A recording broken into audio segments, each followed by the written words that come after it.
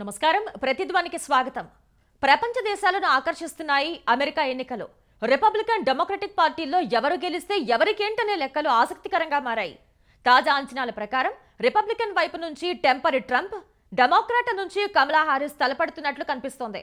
ట్రంప్ను ఢీకొనే సత్తా భారత సంతతి సక్సెస్ఫుల్ అండ్ పవర్ఫుల్ లీడర్ ఉపాధ్యక్షురాలు కమలా హారిస్కే ఉందని డెమోక్రాట్లంతా ముక్త కంఠంతో చెప్తున్నారు. ట్రంప్ మాత్రం ఆమె బైడెన్ కంటే దారుణం అంటూ పంచులు విసురుతున్నారు. ఈ నేపథ్యంలో అగ్రరాజ్యం అధ్యక్ష ఎన్నికల్లో భారతీయ అమెరికన్ల పాత్ర, ప్రభావం ఏ విధంగా ఉండనుంది? ఎవరు గెలిస్తే భారత్కు ఏ ప్రభావం ఉంటుంది? ఇదే అంశంపై నేటి ప్రతిధ్వని చర్చలో పాల్గొంటున్న వారు డాక్టర్ రాధా రఘురామపాత్రుని, అంతర్జాతీయ వ్యవహారాల నిపుణురాలు, శరత్ చంద్ర గారు, శరత్ చంద్ర ఐఏఎస్ అకాడమీ. రాధ గారు, అమెరికా అధ్యక్ష ఎన్నికలకు నవంబర్ వరకు సమయం ఉన్నప్పటికీ ఇప్పటికే ప్రపంచం మొత్తం అందరి దృష్టి కూడా అటువైపే నిలవడానికి గల కారణం ఏంటి? రేస్లో ఏ పార్టీ ఎక్కడుంది? నమస్తే అండి. అలాగే చూస్తున్న వీక్షకులందరికీ నమస్కారం. ముఖ్యంగా నవంబర్లో జరుగుతున్నటువంటి ఈ యుఎస్ ఎలక్షన్స్ వైపు మొత్తం ప్రపంచ వ్యాప్తంగా అందరి దృష్టి ఉన్నది అనడంలో ఏమాత్రం సందేహం లేదు.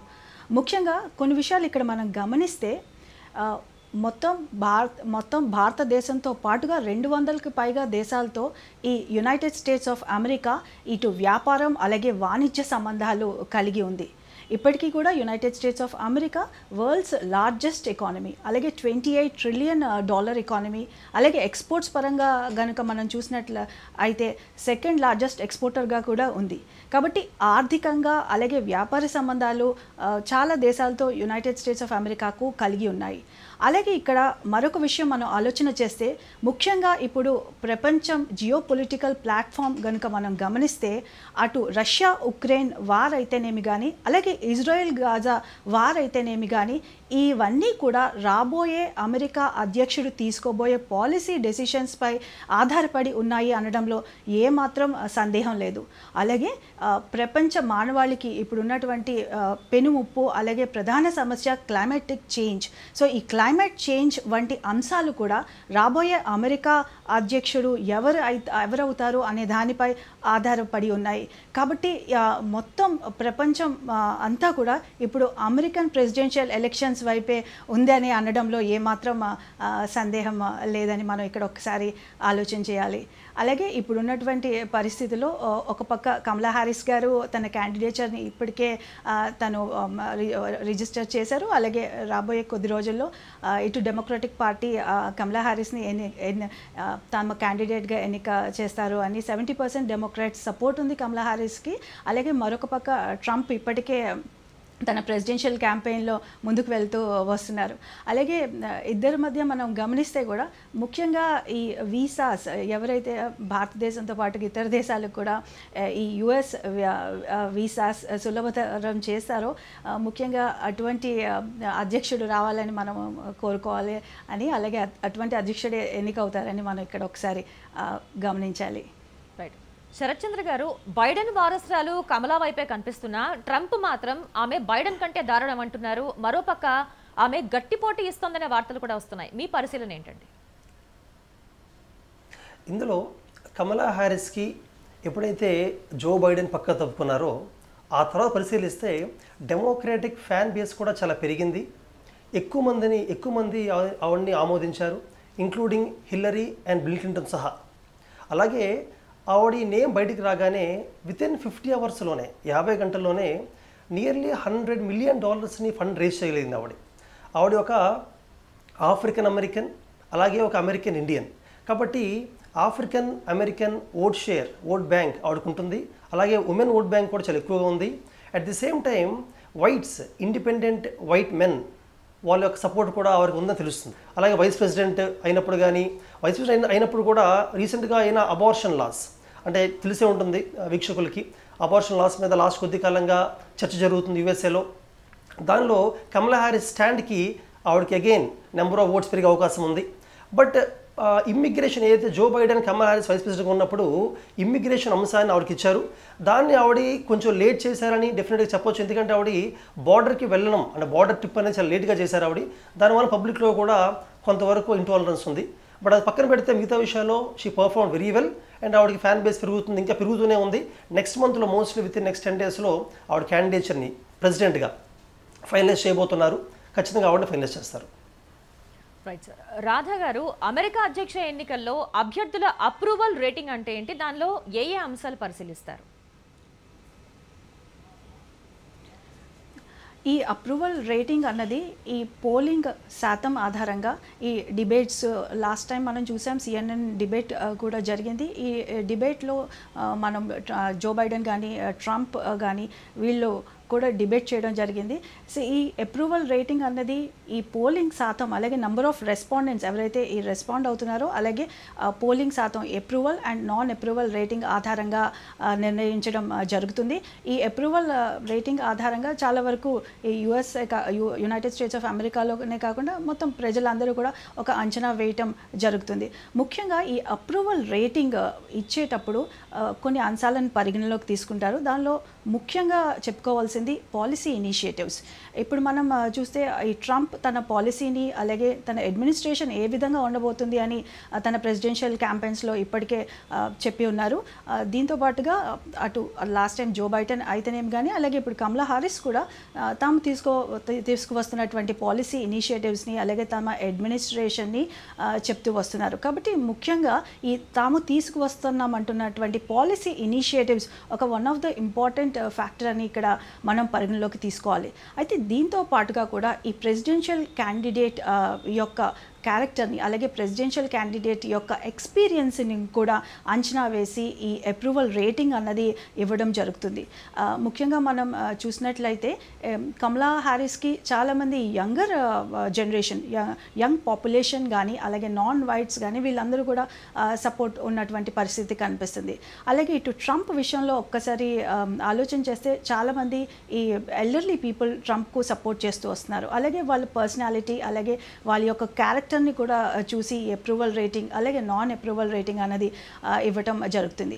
అలాగే వాళ్ళ యొక్క పాస్ట్ అడ్మినిస్ట్రేటివ్ ఎక్స్పీరియన్స్ కూడా ప్రజలు పరిగణలోకి తీసుకుంటారు. కాబట్టి ఈ ఫ్యాక్టర్స్ అన్నీ పరిగణలోకి తీసుకొని approval and non approval rating అనేది ఇవ్వటం జరుగుతుంది. రైట్. శరత్ చంద్ర గారు, ఈ స్థానిక, రాష్ట్ర, జాతీయ ఈ 3 స్థాయిల్లో కూడా ఎక్కడ ఏ ఎన్నిక జరిగినా డెమోక్రాట్లు రిపబ్లికన్ల మధ్యనే ఎందుకని ప్రధాన పోటీ ఉంటుంది? అమెరికాలో అసలు ఎందుకని 2 పార్టీల వ్యవస్థ ఉంది? అసలు అక్కడ వేరే పార్టీలు లేవా? అమెరికాలో ఓన్లీ డెమోక్రటిక్ రిపబ్లికన్ అనే కాకుండా మిగతా పార్టీస్ ఉన్నాయి. అలాగే ఇండిపెండెంట్స్ కూడా చాలామంది పోటీ చేస్తూ ఉంటారు లోకల్ స్థాయిలో, స్టేట్ స్థాయిలో కూడా. కానీ వాళ్ళ ఇంపాక్ట్ చాలా తక్కువగా ఉంటుంది అమెరికాలో. దానికి చాలా కారణాలు ఉన్నాయి. మొదటిగా హిస్టారికల్గా మనం చూసుకుంటే ఆల్మోస్ట్ 250 years దాకా చూసుకుంటే యూఎస్ఏలో మొదటి నుంచి కూడా 2 parties అనేవి స్ట్రాంగ్గా ఉండేవి. మొదట్లో ఫెడరలిస్ట్, యాంటీ ఫెడరలిస్ట్, ఆ తర్వాత విగ్స్, డెమోక్రాట్స్, అలా రీసెంట్గా చూసుకుంటే రిపబ్లికన్స్, డెమోక్రాట్స్. హిస్టారికల్గా ఇలా ఉండడానికి కారణం ఏంటంటే, ఒకటి వాళ్ళ ఎలక్షన్ సిస్టంలో సేమ్ ఇండియా లాగానే ఫస్ట్ పాస్ ది పోస్ట్ అని ఉంటుంది. ఫస్ట్ పాస్ ది పోస్ట్ అంటే ఈవెన్ లోకల్ ఎలక్షన్ స్థాయిలో కూడా ఎన్ని పార్టీస్ ఫైట్ చేసిన ఎలక్షన్స్లో ఎవరికి ఎక్కువ ఓట్లు వస్తాయి అంటే ఎక్కువ వచ్చిన వాళ్ళకి మెజారిటీ రావాల్సిన అవసరం లేదు, 50% దాటాల్సిన అవసరం లేదు. ఆ ఉన్న వాళ్ళలో కల్లా వాళ్ళకి ఎక్కువ ఓట్లు వస్తే చాలు, వాళ్ళకి గెలిచినట్టు అనమాట first pass the post system ప్రకారంగా. సో అది చూసుకున్నట్టయితే ఏమవుతుందంటే 2 ప్రధాన పార్టీస్కి మిగతా పార్టీస్ కన్నా కూడా ఎక్కువ ఓట్లు వచ్చే అవకాశం ఉంది. కాబట్టి ఆ 2 మోస్ట్లీ ముందుకెళ్తున్నాయి. అలాగే నేషనల్లో చూసుకుంటే అంటే ప్రెసిడెంట్ ఎలక్షన్ చూసుకుంటే ప్రెసిడెంట్ది ప్రతి స్టేట్ నుంచి ఎలక్షన్స్ కౌంట్ అవుతాయి కాబట్టి, అంటే ప్రతి స్టేట్స్ నుంచి ఎలక్టోరల్ ఓట్స్ కౌంట్ అవుతాయి కాబట్టి ఏమవుతుందంటే అన్ని స్టేట్స్లో మొత్తం 50 స్టేట్స్లో కూడా యూఎస్ఏలో ఈ థర్డ్ పార్టీస్ ఎక్కువ ఉండవు. ఈ 2 పార్టీస్ మాత్రమే 50 స్టేట్స్లో కూడా హవా ఉంటుంది. అది సెకండ్ కారణం. రెండో కారణం దానివలన ఈ 2 పార్టీస్ మాత్రం ముందుకెళ్ళగలుగుతున్నాయి. అలాగే ఇంకా చాలా అంశాలు, ఫర్ ఎగ్జాంపుల్ మీడియా కవరేజ్.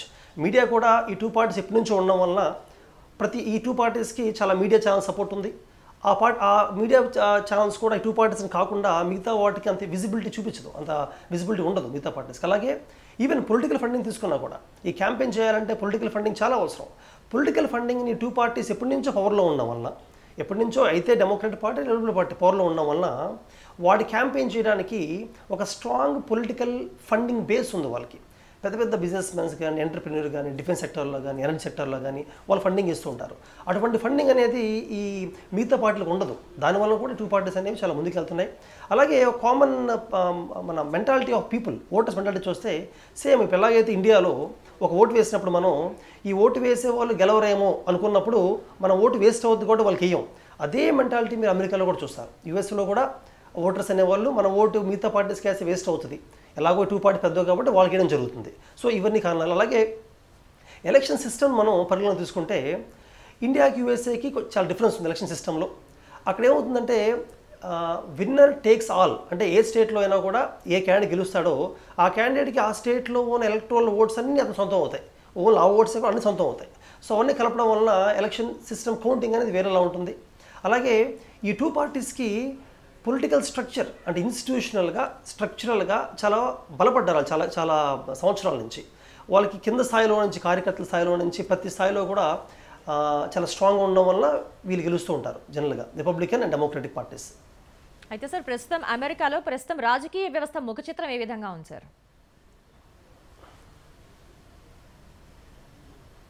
అంటే నన్ను అడుగుతున్నారండి? అవును సార్, శరత్చంద్ర గారు.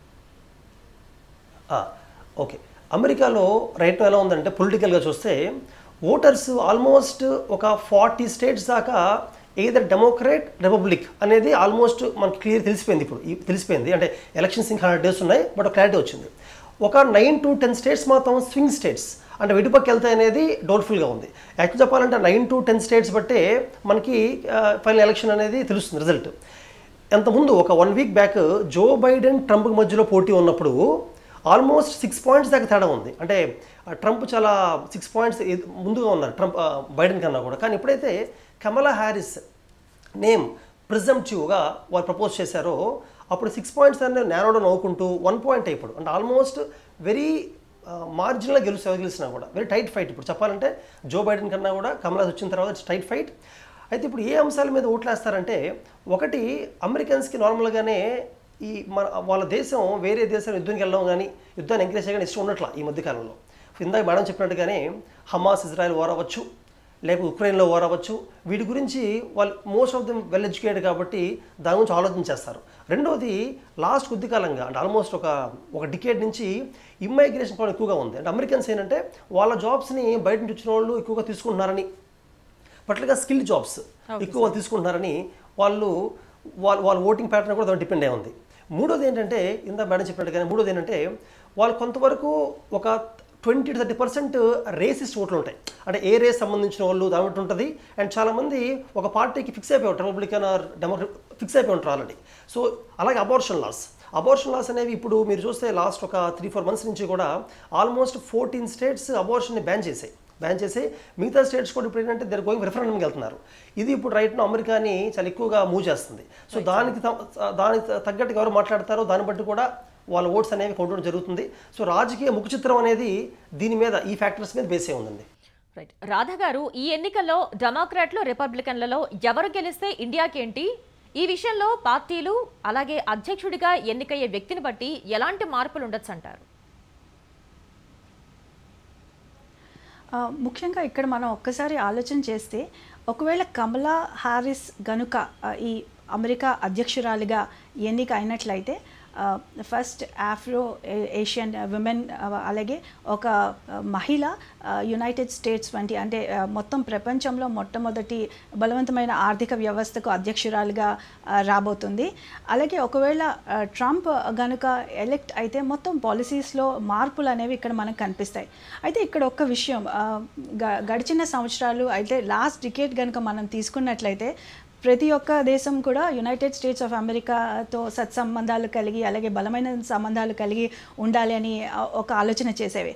అయితే ఇప్పుడు ప్రపంచంలో ఏ ఆర్థిక వ్యవస్థ అయినా అలాగే ఏ దేశమైనా కూడా భారతదేశంతో సంబంధాలు కలిగి ఉండాలి అనే ఒక ఆలోచన చేస్తుంది. అలాగే ఏ అమెరికా అధ్యక్షుడైనా భారతదేశాన్ని విజిట్ చేయడం కూడా మనం చూస్తున్నాం. అయితే ఇక్కడ అంశాల వారీగా ఒక్కసారి మనం పరిగణలోకి తీసుకున్నట్లయితే last time Trump presidential elections Trump ప్రెసిడెంట్గా ఉన్నటువంటి పరిస్థితిలో ఒక టారిఫ్ వార్ అన్నదానికి అతను తెరలేపాడు. సో అతను చైనాతో పాటుగా ఇటు భారతదేశం కూడా టారిఫ్స్ పెంచుతూ వస్తున్నటువంటి పరిస్థితి. ముఖ్యంగా ఆ సమయంలో ఇటు భారతదేశం నుంచి వెళ్తున్నటువంటి స్టీల్ ఎక్స్పోర్ట్స్ అయితేనేమి కానీ, అలాగే ఐరన్ వంటి ఎక్స్పోర్ట్స్ అయితేనేమి కానీ, వీటి అన్నిటిపైన కూడా టారిఫ్స్ని పెంచుతూ వచ్చినటువంటి పరిస్థితిని మనం గమనించాం. అలాగే ఈ H1B వీసాల విషయంలో కూడా ట్రంప్ అడ్మినిస్ట్రేషన్ చాలా రిజిడ్గా వ్యవహరించినటువంటి పరిస్థితి మనకు ఆ తరుణంలో కనిపించింది. అయితే ఇప్పుడు కనుక మనం ట్రంప్ ఎలక్షన్ క్యాంపెయిన్ కనుక చూసినట్లయితే ట్రంప్ అక్కడ ఉన్నటువంటి స్టూడెంట్స్ ఎవరైతే ఫారెన్ స్టూడెంట్స్ ఉన్నారో వీళ్ళందరికీ కూడా చదువు పూర్తవగానే ఈ గ్రీన్ కార్డ్ గ్రాంట్ చేస్తామన్న ఒక ప్రపోజల్ మనకు తను వినిపిస్తూ వస్తున్నారు. అయితే ఇది ఎంతవరకు సాధ్యపడుతుంది అన్నది మనం వేచి చూడాల్సిన అంశం. అలాగే ట్రంప్ కూడా ఇప్పుడు భారతీయులు కానీ, భారతదేశ ప్రజలు కానీ, వాళ్ళ భారతీయ ప్రొఫెషనల్స్ కానీ వాళ్ళ యొక్క ప్రాముఖ్యాన్ని నిజంగా గుర్తించారా అన్నది మనం ఒక్కసారి ఆలోచన చేయాలి. అది రాబోయే కాలంలో మనకు తెలుస్తుంది. అయితే ట్రంప్ ఈ విధంగా ఈ గ్రీన్ కార్డ్ గ్రాంటింగ్ విషయంలో అయితేనేమి కానీ, అలాగే ఈ టారిఫ్స్ విషయంలో అయితేనేమి కానీ కొంత మెతక వ్యవహార శైలిని ప్రదర్శిస్తాను అని తన ఎలక్షన్ క్యాంపెయినింగ్లో ఇప్పటి వరకు చెప్తూ వస్తున్నారు. అలాగే ఇటు కమలా హారిస్ విషయం కనుక మనం తీసుకున్నట్లయితే ఈ డెమోక్రాట్స్ వాళ్ళ పాలసీని కూడా చెప్పారు. వాళ్ళు బార్డర్ ఇష్యూస్ అయితేనేమి కానీ, అలాగే టారిఫ్స్ విషయం అయితేనేమి కానీ, అలాగే US వీసాలు గ్రాంట్ చేయడం విషయంలో అయితేనేమి కానీ వాళ్ళ పాలసీ కొంత ఫ్లెక్సిబుల్గా ఉంటుందని మనకి ఇప్పటి వరకు కనిపిస్తుంది.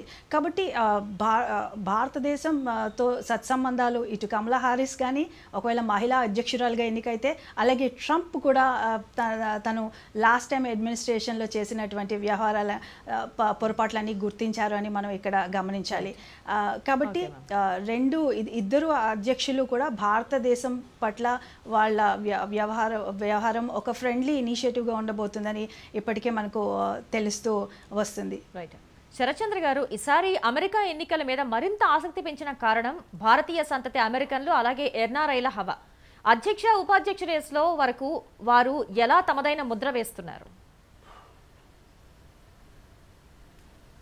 ఇండియన్ ఎన్ఆర్ఐస్ అంటే సెకండ్ జనరేషన్ కానీ థర్డ్ జనరేషన్ ఎన్ఆర్ఐస్ చాలామంది ఇప్పుడు అమెరికన్ పాలిటిక్స్లో చాలా యాక్టివ్గా ఉన్నారు. ఈవెన్ అంతకుముందు చూసాం మనం రిషి సునక్ యూకే ఎప్పుడైతే అతను యూకే హెడ్కి ఎలక్ట్ అయ్యారో అప్పుడు ఇండియన్స్ సెలబ్రేట్ చేసుకున్నారు. అలాగే పోర్చుగల్ ప్రైమ్ మినిస్టర్గా కూడా ఒక ఇండియన్ ఎన్ఆర్ఐ సెలెక్ట్ అయ్యారు. సో ఇప్పుడు చూసి అమెరికాకి వస్తే కమలా హ్యారిస్ ఎప్పుడైతే వైస్ ప్రెసిడెంట్గా అప్పుడు సెలెక్ట్ అయ్యారో అప్పుడే తమిళనాడులో చాలా హ్యూజ్ సెలబ్రేషన్స్ కనెక్ట్ చేసుకున్నారు. వాళ్ళ మదర్ శ్యామల గోపాలన్ వాళ్ళ విలేజ్లో. అలా ఇప్పుడు ఆవిడ ప్రెసిడెంట్ రేస్లో ఉంది కాబట్టి చాలా గర్వకారణం అది. అలాగే డెమోక్రట్ పార్టీ అని కాకుండా రిపబ్లికన్ పార్టీ తీసుకున్నా కూడా ఇప్పుడు ట్రంప్ సెలెక్ట్ చేసుకున్న రన్నింగ్ మేట్స్ అంటే vice presidential candidate JD Vance ఎవరైతే ఉన్నారో జేడీ వ్యాన్స్, వాళ్ళ వైఫ్ ఉషా చిలుకూరి వ్యాన్స్, వాళ్ళ పేరెంట్స్ చిలుకూరుపేట నుంచి మైగ్రేట్ అయ్యారు అంటే ఆపర్చునిటీస్ కోసం, బెటర్ లైఫ్ కోసం. ఇప్పుడు సెకండ్ జనరేషన్లో ఆవిడ if at all Donald Trump wins she'll become the second lady అవుతారు. సో ఈ రకంగా ఇండియన్స్ చాలామంది ఓన్లీ ప్రెసిడెంట్ వైస్ ప్రెసిడెంట్ క్యాండిడేట్స్కి కాకుండా సెనేటర్లో కానీ సెనేట్ రేస్లో కానీ చాలా ఎన్ఆర్ఎస్ ఉన్నారు అక్రాస్ అమెరికా. డిఫరెంట్ స్టేట్స్లో గవర్నర్ రేస్లో కూడా ఉంచారు ఎంతమంది. ఈవెన్ స్టార్ పొలిటికల్ క్యాంపెయినర్స్గా బోత్ ట్రంప్ వైపు అలాగే కమలా హ్యారిస్ వైపు కూడా స్టార్ పొలిటికల్ క్యాంపెయినర్స్గా చాలామంది ఇండియన్ ఎన్ఆర్ఎస్ ఉన్నారు. అలాగే పొలిటికల్ ఫండింగ్లో కూడా. సో లాస్ట్ ఒక 3 ఎలక్షన్స్ చూస్తే election to election Indian origin Americans చాలా పెరుగుతున్నారు. అండ్ వాళ్ళు అమెరికన్ ఇంట్రెస్ట్ని కూడా కాపాడుతూ అమెరికాలో పబ్లిక్లో కూడా జనరల్గా అయినప్పుడు ఒకప్పుడు అమెరికన్ పబ్లిక్ ఇలా second third generation Indian Americans trust చేసేవాళ్ళు కాదు. కానీ ఇప్పుడు they are considering them as their the country mates and their give importance to them. అటువంటి డిస్క్రిమినేషన్ లేకుండా ఉండడం కూడా అమెరికన్ గ్రేట్నెస్ అని చెప్పుకోవచ్చు. ఎలాగైతే మన వాళ్ళు రాణిస్తున్నారో అలాగే వాళ్ళు యాక్సెప్ట్ చేయగలుగుతున్నారు. That's also very great. ఈ రకంగా చాలా గర్వకారణంగా ఉంది ఇండియన్ అనేసి అలా ఉండడం వల్ల. రైట్. రాధ గారు, అమెరికాను ఎంతో పరిణతి చెందిన ప్రజాస్వామ్య దేశంగా చెప్తున్నప్పుడు కూడా ఈ ఎన్నికలతో పాటు చాలాసార్లు టెక్ సంస్థలు ఇతర దేశాల జోక్యం ఆరోపణలు ఎందుకు వస్తూ ఉంటాయి? ముఖ్యంగా ఇంతకుముందు మనం చెప్పుకున్నట్టుగా అమెరికాతో చాలా దేశాలు అంటే 200కి పైగా దేశాలు సంబంధాలు, ఇటు ఆర్థికపరమైన సంబంధాలు అలాగే వాణిజ్యపరమైన సంబంధాలు, అలాగే అమెరికాలో తీసుకున్న బట్టి ఎలాంటి డెసిషన్ అయినా ఎలాంటి పాలసీ ఇనిషియేటివ్ అయినా మొత్తం ప్రపంచవ్యాప్తంగా ప్రభావం చూపిస్తుంది. అయితే ముఖ్యంగా ఫెడరల్ లా ప్రకారం ఈ ఫారెన్ మనీ కానీ అలాగే ఎటువంటి ఈ బ్లాక్ మనీ కానీ ఎలక్షన్స్లోని కంప్లీట్గా నిషేధించబడ్డాయి. కానీ ఇప్పటికే చాలాసార్లు మనకు ఇలాంటి విషయాలు వినిపించాయి. అలాగే మోస్ట్ రీసెంట్గా కూడా ఎలన్ మాస్క్ వంటి దిగ్గజ ఈ టెక్ జైంట్స్ అందరూ టెక్ జైంట్ కూడా ఇటు ట్రంప్ క్యాంపెయినింగ్లో అలాగే ట్రంప్కి ఈ ఎలక్షన్ క్యాంపెయిన్లో సపోర్ట్ చేస్తున్నారు వంటి పుకార్లు కూడా మనకు చాలా వరకు వినిపించాయి.